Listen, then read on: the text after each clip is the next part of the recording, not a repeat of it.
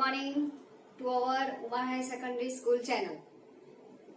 ઘણા સમયથી આપણે આ પદ્ધતિથી અભ્યાસ કરતા રહેલા છીએ અને લગભગ દરેક સબ્જેક્ટમાં સારો એવો અભ્યાસક્રમ આપણે સારા એવા અભ્યાસક્રમમાં આગળની તરફ આપણે વધી રહ્યા છીએ. પરંતુ ધીમે ધીમે આપણી અંદર આળસ ન આવી જાય અને રોજનું રોજ આપણે જોયેલો વિડીયો તૈયાર કરીને લખવાનું ન ભૂલી જઈએ. એટલા માટે આપણા વિડીયોઝ હવે 24 કલાક માટે જ પબ્લિક થશે અને પછી એ પ્રાઇવેટ થઈ જશે. આજના દિવસ પૂરતા બધા જ વિડીયો આપણે પબ્લિક કરેલા છે, એટલે એને બરાબર જોઈ લેવા, સમજી લેવા. અને સોમવારથી આપણા ટેસ્ટ શરૂ થવાના છે. કોનો ક્યારે ટેસ્ટ છે, કેટલા માર્ક્સનો છે, કયા સબ્જેક્ટનો છે, એ તમને કાલે રાત્રે કહેવામાં આવશે. કાલે 6 વાગે તમને ટાઈમ ટેબલ મળશે. ત્યાં સુધી આપણે બધા જ વિડીયો જોઈને તૈયાર થઈ જઈએ. અને જો આ પદ્ધતિથી આપણે અભ્યાસ નહીં કરીએ તો આપણે બધા કરતા ઘણા બધા લેટ પડી જઈશું. ઘણી વખત એવું થાય કે તમે કોઈ દિવસ પંખીનો માળો જોયો છે, પંખીનું ઘર જોયું છે? લગભગ બધાએ જોયું હશે. પણ પંખીનો ખાલી માળો જોયો છે? ખાલી માળો શું બતાવે છે કે જ્યારે પંખી કેપેબલ બની જાય છે ત્યારે માળામાંથી ઉડી જાય છે. એટલે કે જ્યાં સુધી એ માળામાં હોય છે ત્યાં સુધી એ સુરક્ષિત હોય છે, વાતાવરણ પણ એને કમ્ફર્ટેબલ હોય છે. પણ જ્યારે માળો છોડીને બહાર જાય છે ત્યારે એને સંઘર્ષ, મુશ્કેલીઓ, ચેલેન્જનો સામનો કરવો પડે છે અને એ કરે છે. એમ આપણે પણ માત્ર કમ્ફર્ટેબલ અને અનુકૂળ ઝોનમાં રહેવા જો ટેવ પાડી દઈશું તો ધોરણ 12 પછી દરેક વિદ્યાર્થીએ બહારની દુનિયામાં પગ મૂકવાનો છે અને એ સંઘર્ષવાળું વાતાવરણ છે. એ સંઘર્ષવાળા વાતાવરણમાં આપણે ટેવ પાડવાની છે. તો એ ટેવ પાડવા માટે આપણે અત્યારથી જ કેપેબલ બનવાનું છે. કદાચ એવું બની શકે કે આપણી જૂની પદ્ધતિથી ભણવા માટે ટેવાઈ ગયા છીએ. 1 થી 10 ધોરણ એટલે કે જ્યારથી ભણવાનું શરૂ કર્યું ત્યારથી આપણે જે પદ્ધતિથી ભણતા હતા એના કરતા આજે પદ્ધતિ બદલાઈ છે. ઘણા બધા દેશોમાં ટેકનોલોજીથી આ પ્રમાણે અભ્યાસ થતો હતો, પણ આપણને હવે તક મળી છે. તો કદાચ એમાં કેટલીક વખત આપણને કમ્ફર્ટેબલ ન પણ લાગે, પણ આપણે એ ચેલેન્જ સ્વીકારવાની છે અને એમાંથી આપણે પાર પાડવાનું છે. ભૂતકાળનો જો વધારે પડતો મોહ રાખીશું, પહેલા આવું હતું, પ્રથમ આ રીતે ભણાવતા હતા તો જ મને ફાવતું હતું, હવે મને બરાબર ફાવતું નથી, બરાબર યાદ રહેતું નથી, મને સમજવામાં તકલીફ પડે છે, આ જૂની વાતો આપણે ભૂલી જઈશું તો જ ભવિષ્યના આપણા ભાવિ સાથે, આપણા અભ્યાસ સાથે આપણે તાલ મિલાવી શકીશું. એટલે આ વાત આપણે બરાબર યાદ રાખીએ. ઇંગ્લિશમાં પણ આપણે ઘણા બધા ચેપ્ટર્સ આ પ્રમાણે પૂરા કર્યા છે. એનો પણ ટેસ્ટ હશે, એ પણ ટાઈમ ટેબલ પ્રમાણે તમને મળી જશે. હવે આપણે ઇંગ્લિશમાં ગ્રામરમાં 2 માર્ક્સનો જે ક્વેશ્ચન પૂછાય છે એની તરફ ધ્યાન આપવા જઈએ છીએ, કે જેને કહેવાય છે ડુ એઝ ડાયરેક્ટેડ. જેવું તમને સૂચના આપેલી છે એ પ્રમાણે આપણે કામ કરવાનું છે. જેમાં 2 માર્ક્સનો પ્રશ્ન હોય છે. આવો એક પેરેગ્રાફ આપેલો હોય છે અને આ પેરેગ્રાફને આપણે બીજામાં ટ્રાન્સફર કરવાનો હોય છે અને એ 2 માર્ક્સનો પ્રશ્ન હોય છે. હવે આવા જે પેરેગ્રાફ હોય છે એમાં કાળ બદલવાના, ચેન્જ ધ ટેન્સ એ પણ પૂછાય છે, ચેન્જ ધ વોઇસ એ પણ પૂછાય છે. પણ સૂચના આવી નથી હોતી. સૂચના કેવી હોય છે? Start like this. એટલે કે અહીંયા જે પેરેગ્રાફ શરૂ કરવામાં આવે એ પ્રકારે તમારે પેરેગ્રાફ શરૂ કરવાનું છે. હું પેરેગ્રાફ બરાબર શાંતિથી વાંચું છું એટલે તમે બરાબર સમજી લો અને તમારી નોટમાં ઉતારતા જાઓ. પછીથી હું એ સોલ્વ કરાવું, એ પછી તમારે ઘરે સોલ્વ કરીને લખવાનું છે.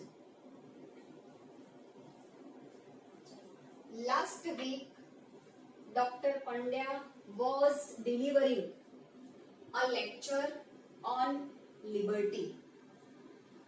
Mayank Mehta honored her. He also gave him a prize for that. બરાબર, આટલો નાનકડો પેરેગ્રાફ છે. ફરીથી આપણે વાંચીએ. લાસ્ટ વીક છે એટલે વાક્યનો કાળ કયો થયો? ભૂતકાળ.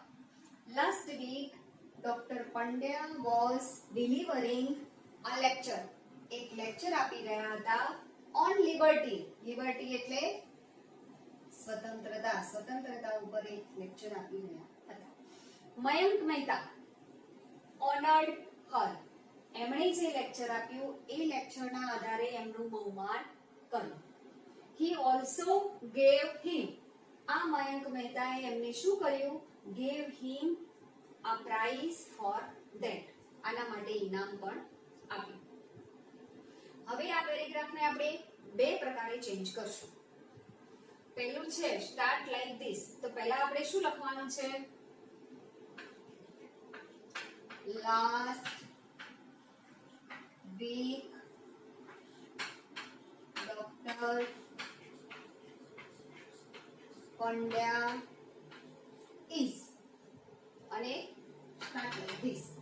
ઇઝ મૂકીને આપણે આ પેરેગ્રાફ પૂરો કરવાનો છે. એનો મતલબ ભૂતકાળ આપેલો છે એને આપણે ચાલુ વર્તમાન કાળમાં અથવા તો ભૂતકાળના જેટલા વાક્ય છે એને આપણે વર્તમાન કાળમાં ફેરવવાના છે.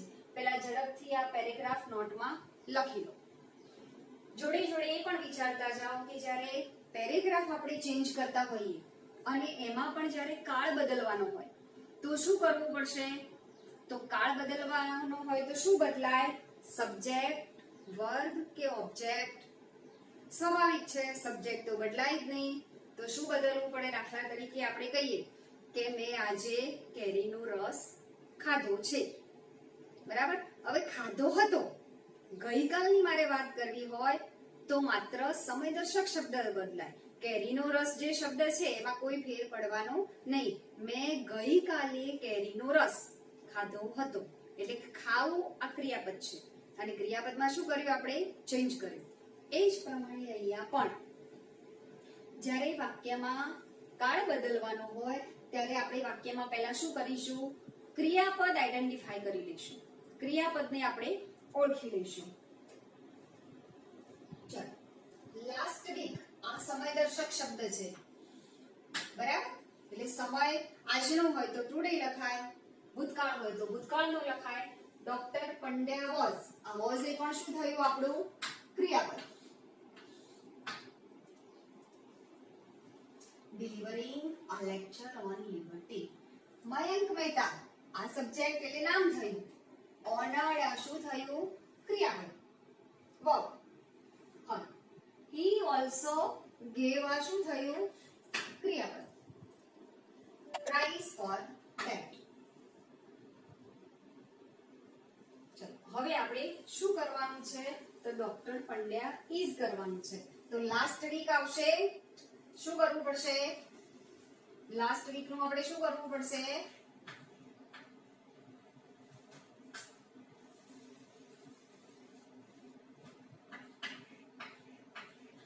નાઉ ડોક્ટર પંડ્યા ઇઝ. બરાબર? નાઉ ડોક્ટર પંડ્યા ઇઝ ડિલિવરિંગ, આ ચાલુ ભૂતકાળ છે એનો આપણે શું કરવાનું છે? ચાલુ વર્તમાન કાળ. એટલે ચાલુ કાળની નિશાની ને ક્રિયાપદ તો એના જ રહેશે, પણ વોઝ છે એની જગ્યાએ શું આવશે? Is delivering a lecture on liberty. એ તો એમ જ રહેશે. મયંક મહેતા ઓનર્ડ ને જે ભૂતકાળનું ચિહ્ન લાગ્યું છે એ કાઢી નાખવાનું. હવે વર્તમાન કાળ કરીએ તો મયંક મહેતાએ ત્રીજો પુરુષ એકવચન કે બહુવચન? તો ત્રીજો પુરુષ એકવચન, એટલે ઓનર્ડ ને શું લાગશે અહીંયા? As. Honours her. she also, he also gave, અહીંયા give નું મુખ્ય ક્રિયાપદ શું થશે? give. પણ અહીંયા પણ ત્રીજો પુરુષ એકવચન છે એટલે અહીંયા પણ શું લાગશે? s. he also gives him a prize for that. આ પ્રમાણે આપણે ચેન્જ કરવાનું. ફરીથી એક વખત બોલી જાઉં છું. now Dr. Pandya is delivering a lecture on liberty. Mayank Mehta honors her. He also gives him prize for that. આ આપણે કાળ બદલ્યું. હવે કદાચ આપણને એવું કે પૂછાય છે આ બધું 2 માર્ક્સમાં, પણ તમને એવું કહે કે અહીંથી શરૂ કરો, આ લેક્ચર થી શરૂઆત કરો. આપણે આપણે અહીંયા લખાયેલી બધી સૂચના નોટમાં ડાઉનલોડ કરવાની છે અને સોલ્વ કરવાની છે. ચલો હવે આ લેક્ચર એ લેક્ચર ની શરૂઆત કરવાની તો શું કર્યું કહેવાય? તો ડોક્ટર પંડ્યા આ શું છે? સબ્જેક્ટ. વોઝ ડિલિવરિંગ એ શું છે? વર્બ, ક્રિયાપદ. અને આ લેક્ચર આ શું છે? ઓબ્જેક્ટ. કર્તા, કર્મ અને ક્રિયાપદ. તો અહીંયા એમને કર્તાનું સ્થાન બદલી દીધું. Doctor Pandya is a subject. એ કર્તા હતો, એની જગ્યાએ એમને કર્તા કોને બનાવ્યો? આ લેક્ચરમાં. એનો મતલબ કર્તાની જગ્યાએ કર્મ આવ્યો તો શું થયું? Active voice, passive voice. તો આ લેક્ચર ઓન લિબર્ટી ત્યાંથી શરૂઆત કરવાની. બરાબર? કાળ બદલવાનું નથી. ચલો હવે જ્યારે એક્ટિવ નું આપણે પેસિવ કરીએ, આગલા વિડિયોઝમાં આપણે આ બધા જ સેન્ટેન્સ સિંગલ સેન્ટેન્સ ની આપણે પ્રેક્ટિસ કરી છે. એટલે જો એ વિડિયોઝ આપણે જોયા હશે તો જ આપણને આમાં ખબર પડશે. એટલે સિંગલ વિડિયોઝ વાળા સિંગલ વાક્યના જે ટ્રાન્સફોર્મેશન આપણે શીખવાડ્યું છે એને ના હોય તો આપણે ફરીથી જોઈ લઈશું. એ વખતે પણ આપણે ઘણા બધા વાક્ય લખાયેલા હતા, એ સોલ્વ કરશું. એમાંથી જ આ છે. ત્યાં સિંગલ સેન્ટેન્સ હતા, અહીંયા સિંગલ સેન્ટેન્સ ભેગા કરીને એક પેરેગ્રાફ આપેલું છે. હવે ચાલુ ભૂતકાળ છે. તો ચાલુ ભૂતકાળમાં એટલે કે વોઝ આઈએનજી વાળા ક્રિયાપદનું પેસિવ કરવું હોય તો શું થાય? તો બીંગ, ટુ બી, બીંગ અને ભૂતકૃદંત. તો આ લેક્ચર ક્રિયાપદ કર્મ છે. તો હવે આપણો આ નવો સબ્જેક્ટ તો લેક્ચર બની ગયો, પણ એ લેક્ચર એટલે એક વચન. એટલે આ લેક્ચર ટુ બી નું રૂપ શું આવશે? વોઝ નું વોઝ જ રહેશે. અહીંયા આપણે કાળ બદલતા નથી. ઘણી વખત પરીક્ષામાં એવી ભૂલ થાય છે કે કાળ બદલવાનું ન હોય પણ એક્ટિવ નું પેસિવ કરવાનું, એટલે ભૂલથી આપણે શું કરી દઈએ છીએ? સમજ્યા વગર કાળ બદલી દઈએ છીએ. એવી ભૂલ આપણે ક્યારેય કરવાની નહીં. એટલે જ્યારે આપણે પેસિવ વોઇસમાં વાક્યને બદલતા હોઈએ ત્યારે કાળ બદલવાનું નહીં. વોઝ છે એનું આપણે વોઝ જ રાખશું. આ લેક્ચર ઓન લિબર્ટી વોઝ, હવે આઈએનજી માં શું આવશે? બીંગ. Being delivered. ડિલિવર્ડ નું ભૂતકૃદંત શું થશે? Delivered. A lecture on liberty was being delivered by કોના દ્વારા? હવે આપણો subject by doctor Pandya. Last week એ આપણે છેલ્લે લખશું. અને જો લાસ્ટ વીક પહેલા લખેલું હશે એમને તો વાંધો નહીં, ના લખ્યું તો આપણે વાક્યમાં છેલ્લે લખવાનું. ફરીથી હું વાક્ય બોલું. A lecture on liberty was being delivered by Dr. Pandya. બીજું વાક્ય. Mayank Mehta honored her. મયંક મહેતાએ એમનું સ્વાગત કર્યું. તો her છે એને આપણે શું બનાવીશું? અહીંયા કર્મ છે તો એને આપણે કર્તા બનાવીશું. તો she ભૂતકાળ છે એટલે was. She was honored by Mayank Mehta. ફરીથી અહીંયા હર છે એને કરતા બનાવીશું she. ભૂતકાળ છે એટલે she સાથે was આવશે કે were? હા, she સાથે હંમેશા શું આવશે? was. She was honored by આપણું કરતા મયંક મહેતા. ચલો. He also gave him a prize for that. એમણે ઇનામ પણ આપ્યું. તો શું લખીશું? આપણો અ પ્રાઇઝ છે ને એને કર્મ છે એને આપણે કર્તા બનાવીશું. આ પ્રાઇઝ, ચલો ગેવ એટલે ભૂતકાળ તો અ પ્રાઇઝ એટલે was. A prize was given to him by him. અહીંયા આપણી જોડે બે કર્મ છે. him પણ કર્મ છે, એને પણ કર્તા લઈને બનાવી શકાય. એટલે he was given a prize by him for that એ પણ લખી શકાય. અને a prize ને પણ કર્તા બનાવી શકાય. બંનેમાંથી જે વાક્ય ફાવે તે આપણે બનાવી શકાય. ચલો એ જ પ્રમાણે સેકન્ડ પેરેગ્રાફ, આની પણ આપણે પ્રેક્ટિસ કરીએ. You must finish your task in time. You have followed new education policy. Because we do not know when will school start. ઘણા બધાના મનમાં પ્રશ્ન હતો. We must finish, you must finish your task in time.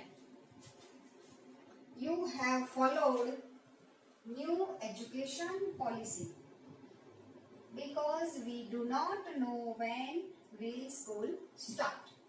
ચલો આ પ્રમાણે paragraph આપેલું છે. હવે હું માનું છું ત્યાં સુધી ઉપરનું બધાને લખાઈ ગયું હશે, તો આને સમજવા માટે આપણે આ કાઢી નાખીએ છીએ.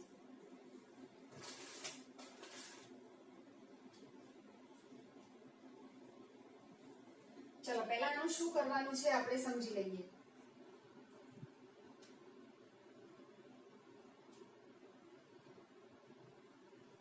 અહીંયા હું લખું છું, બરાબર?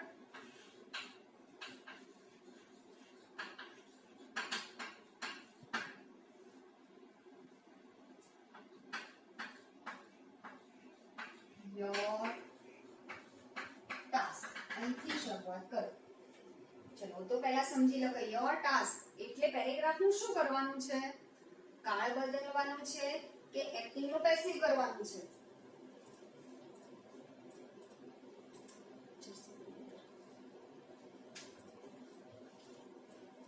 તો અહીંયા જે આપણું પહેલા વાક્યમાં છે ને, વાક્યમાં કર્તા, કર્મ અને ક્રિયાપદ આપણે શોધી લઈએ, બરાબર? તો યોર ટાસ્ક એ કર્મ છે અને you must, you A subject છે અને મસ્ટ એ આપણું ક્રિયાપદ છે.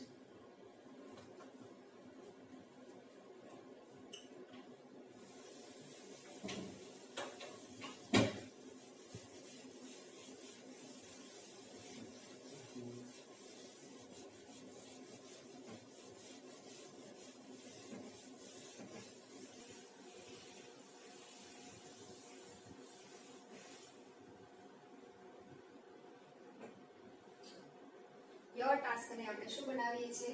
કર્તા. હવે મસ્ટ તો કયો કાળ સમજશું? તો મોડલ ઓક્ઝિલિયરી મસ્ટ હોય કે વિલ હોય? મોડલ ઓક્ઝિલિયરી માં કયા આવશે? Will, can, may, ought to, પછી વિલ નો વુડ હોય તો વુડ, કુડ, શુડ, માઇટ, આ બધા, અને મસ્ટ. તો એનું પેસિવ બનાવવાનું હોય તો કઈ વાક્ય રચના થાય? તો મોડલ ઓક્ઝિલિયરી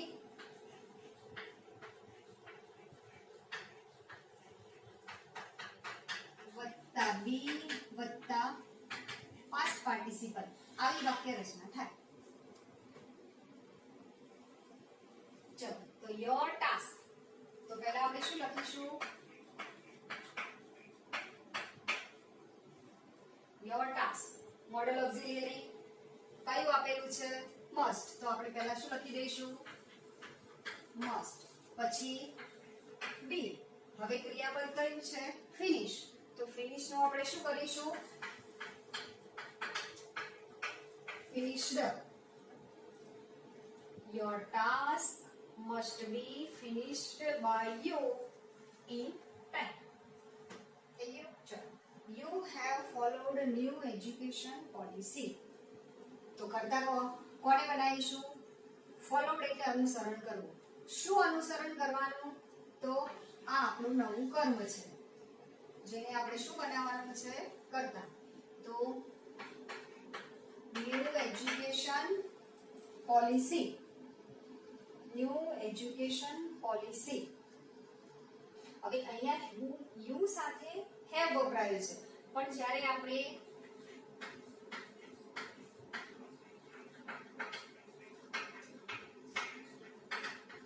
આને આપણે જ્યારે કરતા બનાવીએ છીએ તે આ કરતા એક વચન છે એટલે હેવ નું શું થઈ જશે? હેઝ. બી તો એનું શું થઈ જશે? બી. આ મોડલ ઓક્ઝિલિયરી નથી. જો મોડલ ઓક્ઝિલિયરી હોય તો માત્ર બી આવે, પણ હેવ હેઝ વાળા વાક્યનું પેસિવ કરવાનું હોય તો હેઝ બીન અથવા હેવ બીન. હેવ બીન ભૂતકૃદંત આપેલું છે, followed by you. Because we do not know when will school start, because we do not know when school will be started by government. શું લખીશું આપણે? will સાથે સીધું શું મૂકવાનું છે? be. school will be started by government. આ પ્રમાણે આપણે ફેરવવું પડશે. એક આપણે આ લખવાનું છે.